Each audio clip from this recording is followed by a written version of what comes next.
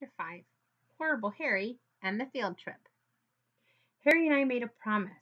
We said, cross my heart, hope to die, stick a needle in my eye, that we were going to be partners for our field trip. 3 weeks ago. The morning of the field trip, just when the bus pulled up in front of South School, Harry said, Doug, I can't be your partner. Why? I asked. Song Lee doesn't have a partner. Her partner is home with the flu. Great, I said. So now I get to be the one with no partner? You can tough it out, Harry said. Then he flashed his ugly white teeth and sat down next to Song Lee on the bus. Harry really is horrible. I sat in front of him, next to Miss Mackle. Do you want the window seat? She asked. I shook my head. I wanted to sit on the aisle, across from Sydney. Sydney leaned over and said, Forget Harry. He's a canary. Harry looked over and held up a fist.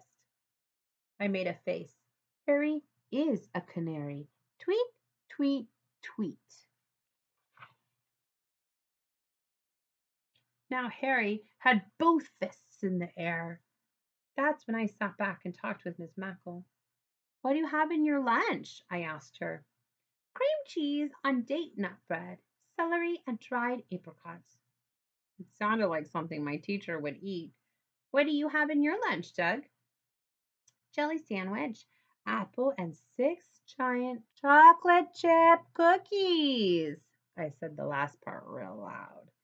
Harry leaned over the bus seat and drooled.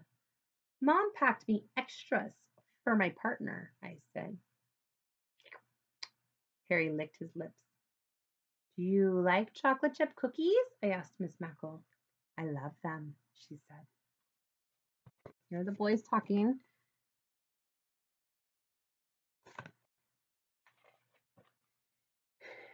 I do too, Harry said. Sit down, Harry, Miss Mackle scolded.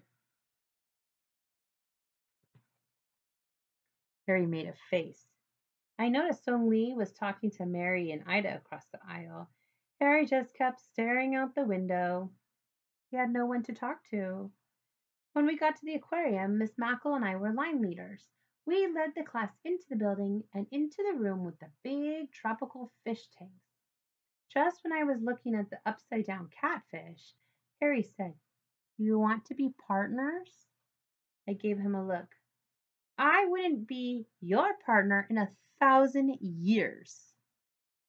I'll wait, Harry said.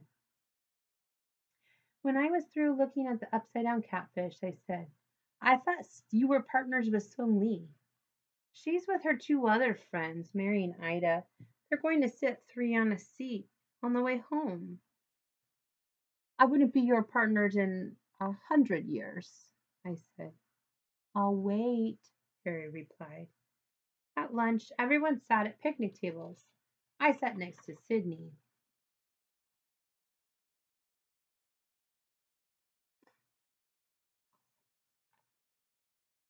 That was when a bee landed on my jelly sandwich. I didn't move. Sydney screamed. Harry grabbed his paper cup and trapped the bee on my bread. Then he took the sandwich with the cup on top of it and walked it to the trash can.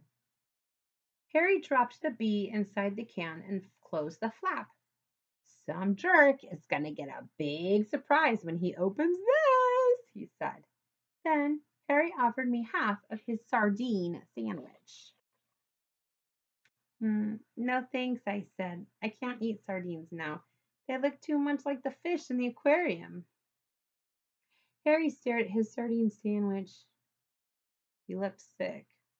He ran to the trash can and threw it in. That was when Harry got his big surprise. The bee flew out of the trash can and stung Harry on the cheek. Boy, did Harry yell. I felt bad for him. Miss Mackle got out her first aid kit and put something on Harry's bee sting. When it was time to go, Harry got on the bus first and sat in the back seat by the window, alone. Here you can see the bee is coming out of the trash can. Remember, he's the one who trapped the bee in there to begin with. That wasn't very kind. Now he's the one who got stung. There he is with his bee sting.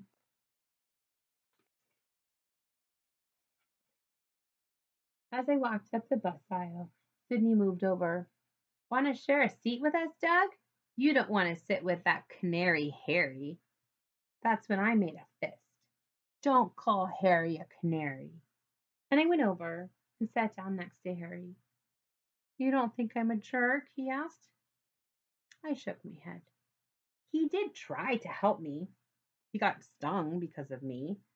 I reached into my lunch bag and handed Harry my last chocolate chip cookie. Thanks, pal, he said, and he ate every crumb. Harry isn't always horrible, just once in a while. The end.